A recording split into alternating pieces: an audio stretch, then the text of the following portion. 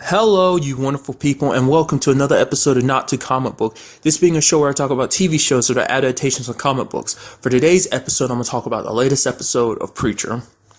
So, very interesting episode. We get a lot of different things. We get a little bit of a look at Tulip and Jesse's past. Because apparently, this whole thing that Tulip's been doing is about searching down one particular person, the information she was going to get. And we also met the person she mentioned last episode that she was going to give that map to or whatever. Her name is Danny.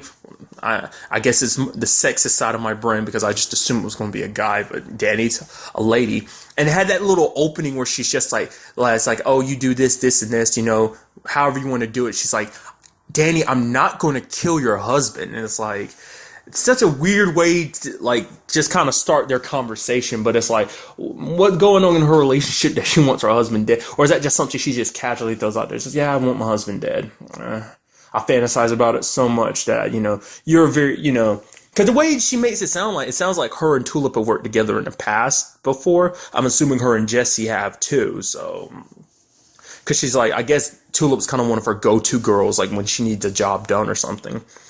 But at the beginning, basically what it seems like is that basically Carlos abandoned Jesse and Tulip when they were on the job. Basically took off with whatever money they had stolen. Because at the same time, I mean, we didn't see it at the time, but it wasn't until later on in the episode we see Jesse kind of putting someone down with headshot, which is like, I don't know. You kind of already knew Jesse was kind of probably a bad guy back in the day with what he did to Donnie, but that just kind of showed you, and it looked like he was just very, whatever about it. Like, shot the guy, didn't look like he was in distress or anything. It's just like, it's something I had to do. So, I don't know. I mean, hopefully we will get, not hopefully, but most likely we'll get like a bigger picture of that whole, get the full picture of even that circumstance. But that's what it seems like is what she was mainly after. I knew it had to definitely be something connected to Jesse, but that was very interesting. It's like chasing down a partner that apparently, now I don't know if I'm remembering this wrong, but didn't they say like child killing or something like that? Like he's killed a child in the past or something like that. I don't know. Maybe that was just something I misheard, but because she was calling him all these names, like this thief, he stole all our money, child killing, blah blah blah. So it's like, I don't know. I'm very interested to see who this Carlos fellow is, because Tulip was going to get him and Jesse to come after him, because Jesse's just trying to be a good guy because he's like, oh, that promise he made when he was a little boy. But Tulip's like, you made that promise because when you were a little boy, and there are no good guys in this world. They're just guys. It's as simple as that. There's no I guess in her mind, there's no good and there's no bad. It's just people. You get, that good and bad are just titles people like to throw around. That's kind of Tulip's thing. Which we also saw, like, that situation with her and that cop, who pulled her over. She is just good at lying. She put that little ring on. I was like, okay, what was the purpose of that? Then she put her hand out and he was like, oh, where'd you serve? I was like, oh, is that a military thing? And it's just like, wow, she's able to lie with a straight face like that. She makes it look so easy. She's like, oh yeah, I lied to you. I said I wasn't going to cry. I was like, you little con artist. Holy crap. You were good. You were good. I did like the fact that she had her gun underneath her seat just in case she needed to shoot him. I did like what she was saying. He's like, do you know why I'm pulling over? I guess I was speeding a little bit. He's like, you're doing 115 in a 55 speed zone. And it's just like, wow. And she brought up Jesse in that conversation. She's like, there's someone I know who's going down the wrong path. I love how you phrase it like that. Him trying to be someone different, trying to be the preacher, is kind of the wrong path. But I guess in a way, it is kind of like he's trying so hard. That's why he's trying so hard to make this all work, because he's trying to make up for the past. He's trying to be the good person that he promised his dad that he would be. But I was just like, wow, we really got to see that kind of side of Tulip like that. Just like that, just that side, to lie, be able to just lie with a straight face like that. Going back really quickly, there was that, the person that Danny actually got the map for, because it wasn't actually for herself, because it was like, oh, what's this for? Because Tulip was asking questions, but Danny was basically like, it's none of your concern. gave it to some random guy in a white suit. Don't know what that's all about. Also in this episode, one of my favorite parts. Well, because we actually saw the continuation of last week's episode. I was wondering how that was going to work out with that little girl who was kind of in a coma state. Basically, when he told her to open her eyes, she opened her eyes. She's still in that state she's in. I can only assume it's like brain damage or something. But like because I was wondering like how is that going to work? She's still in the state she's in, but she has opened her eyes, and like the mom was just like, oh, "It's a miracle." Like he said, like she was all apologetic and everything. And there's that lady that, like I said, I still think the one that was kind of barking Cassidy around. Is like, okay, you need to do something just instead of just laying about here. Like, I don't think she's really put two and two together yet, obviously, but it's like I'm curious, like to know what she thinks about the whole situation because the mom thinks it's a miracle. She's like, I'm like, oh girl, it's not much, but it's still something, and that could eventually lead to other things too. So it's like I don't know. Like, does she actually think it's a miracle? Does she think it's just kind of like, or because she really didn't really chime in too much, but it does make you wonder, does she believe it's a miracle, or does she think like, oh, it's from the power of prayer, or does she just think it's like what she doesn't want to say, but maybe she just thinks like, oh, it's probably just like a reflex from her body. There's a scientific, I did it twice, scientific explanation as to why she's got her eyes open. But I really liked in this episode also is that Jesse confided into Cassidy about his new powers, getting him to hop around boxing, and she's like, tell me a deep, dark secret. I actually like Justin Bieber. Shit! And he's like, faster, faster. And you could almost, when he was doing that, you could see it. It's like Jesse was getting intoxicated by it. He likes it. It's a really good power, dude. It's like, if you had that, it seems like there's no... Like someone else kind of brought it up before, but like there's no limit or range for it. It's like, because someone brought it up kind of comparing it to another comic book character, Purple Man or Kilgrave from Jessica Jones. It's like, his has like a limit and a range, but it's like with Jesse's power, it's like, you do it and there's no like time limit. Like Kilgrave's wore off after like 12 hours, wasn't it? So that was kind of an interesting comparison, but nevertheless, it's very impressive. And then just afterwards, after Cassidy smacked his face into the wall, Jess was like, "Oh crap, are you okay, Cassidy?" He's like, "Yeah." It's just like, dude, he's like this power, like he's like, it's amazing, dude. It did seem like he was trying to like get Jesse to open up to tell him. He's like, What's it feel like?" Because he's like, I guess because being a vampire, he kind of feels a little different on the inside. I mean, that question never came up again. Like, it makes you wonder, will Jesse ever believe him about being a vampire? Do you think that was horseshit? I just thought it was very interesting. Out of anyone he could tell about this ability, he confided in Cassidy. It did seem like he was going to tell Tulip until like he saw the way Tulip was acting, kind of like that guy was honking at her, and she was just like, you know what? Keep doing that crap and I'm gonna beat the crap out of you, essentially. So I think that kind of deterred him from telling her. It did seem like he was going to tell her, because I was like, I was surprised he didn't use it on her, but I guess using it on her, he didn't want to use it on someone he really cares about, whether he'll admit it or not. He cares about it, because if he really wanted her to leave him alone, he would use his powers to be like, never like leave town, never come back again. It's like, no, you kind of want her to stick around because you haven't used your power on her.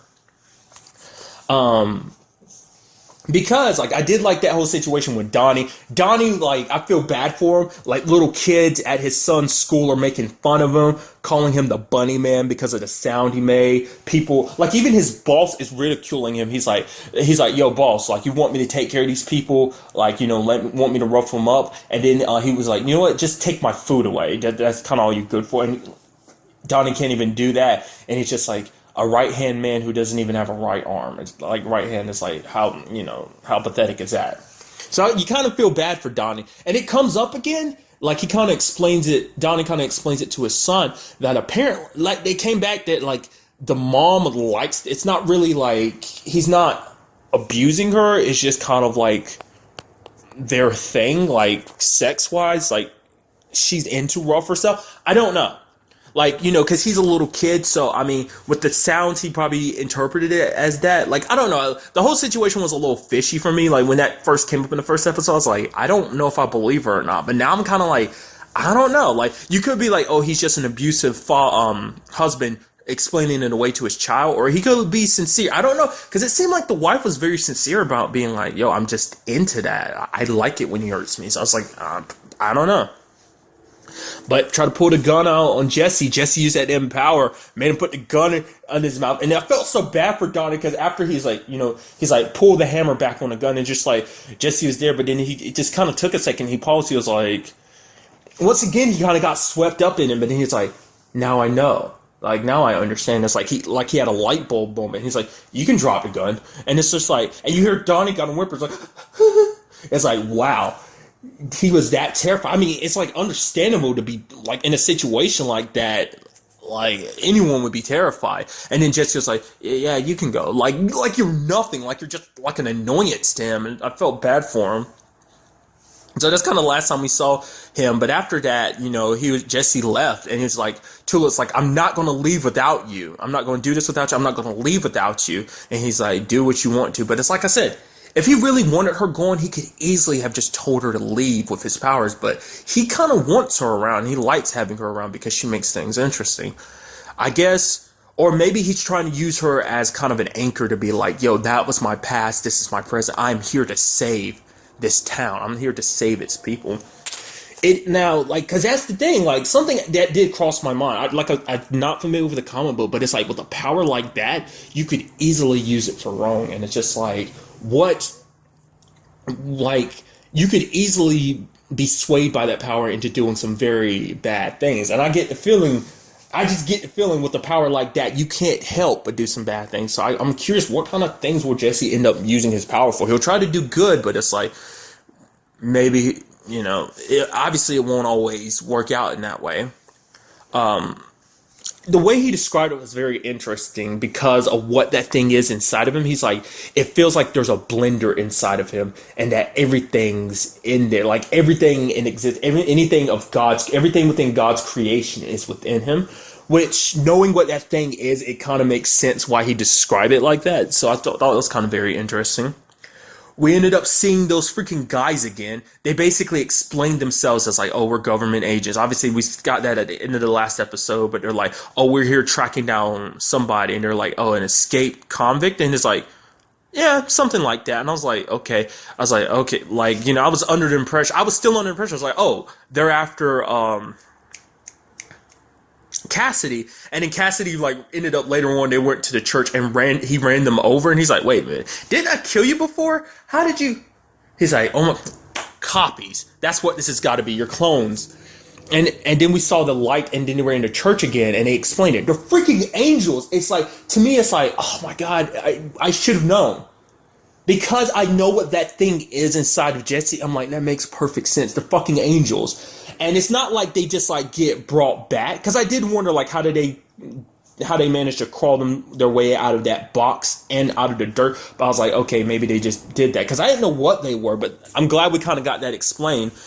Essentially, they basically get their bodies remade. Like, the light will shine, that, I guess, heavenly light will shine, and they'll kind of get reconstituted in new bodies. Because we saw them standing there before their dead bodies, the one that Cassidy had just run over. Because, like I said, at first I was like, okay, maybe they're after the thing inside of Jesse, or maybe it's Cassidy. And it was like, no, they're definitely after Cassidy, because no one knows about the thing inside of Jesse. But it's like, no, they do. Heaven knows about that thing inside of Jesse.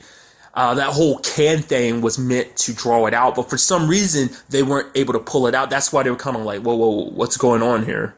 I should have known something was suspicious there, but it's like, because Cassidy was like, you're not vampire hunters? And they're like, we don't even know what that is. So it's like, which is interesting. So does that mean angels don't know what vampires are? I'm pretty sure Cassidy will easily believe, these guys are actually angels, aren't they? It's like, we're here sent from heaven, because it's like, well, he's like, for one, he's a vampire and he sees what Jesse can do, so. But that was so interesting. Basically, Cassidy wants to talk to Jesse We really didn't get to see it this episode, but I'm very curious to see what he talks to Jesse about, like trying to like how they're going to handle this situation because Cassidy kind of likes this power that Jesse has, and it's just like because he was wondering, he's like, "Yo, what are you going to do with this? Like once you get it out of Jesse, it's like, oh, are you going to use this power for bad?" And he's just like, we're not going to use it all. We're going to put it back where it belongs inside that thing." Like it makes you wonder, is that supposed to be like a physical manifestation of what it like it's kind of like a physical representation of a metaphorical jail cell. Maybe it's like because it deals with heaven that it's kind of going on a supernatural, like the TV show, like their true forms are so it's too much for the human mind to handle. So maybe that's what it is. It's kind of like, yeah, we'll make it look like this because it's easier to carry around and easier just to tote that around than the actual jail cell or something like that. I don't know. So it's very interesting. Like, like honestly, I was an idiot. It never crossed my mind. It's like, oh yeah, that thing inside of Jesse is blank blank. It's like, of course, angels like would be involved. So that and because of what it is, it also means there's demons too. So I'd be very curious to see that. Like, it is a very heavily supernatural series, so it's like, of course, angels are going to pop up. So that means eventually, at some point, we're going to see demons too. So that's going to be kind of interesting to see, like, how they're introduced, and then like how this whole thing's going to work. It's like it makes you wonder, like, can Jesse's power work on them being angels? I mean, and did they ever actually refer to themselves as angels? I think I just inferred that. They said they were on a mission from heaven. So I don't think they did. I can't remember if they actually said they're angels or not. Because maybe they don't actually, I don't know, maybe they're not technically angels. Maybe they're just kind of like specific holy beings that are messengers. Maybe like there's angels and then there's them. I don't know. Maybe they're lowly servants. I don't know. But their mission is to get the thing inside of Jesse. So it's very interesting. It's like all these different worlds are colliding. You got like the grounded world with Jesse and Tulip, and then you got the more supernatural world with Cassidy, and now these guys from heaven. So I'm loving it. Like that I was just like, dude, it's like you're freaking from heaven. That's like why it was Jesse they were after the entire time. So it's just like, I'm very curious to see where everything goes from here. I'm loving it so far. Just a really amazing episode. I'm trying to think, is there anything else I wanted to talk about? No, I think that's about it. But till the next time we meet, be happy, be safe, live life to the fullest, and enjoy it. Good day and goodbye.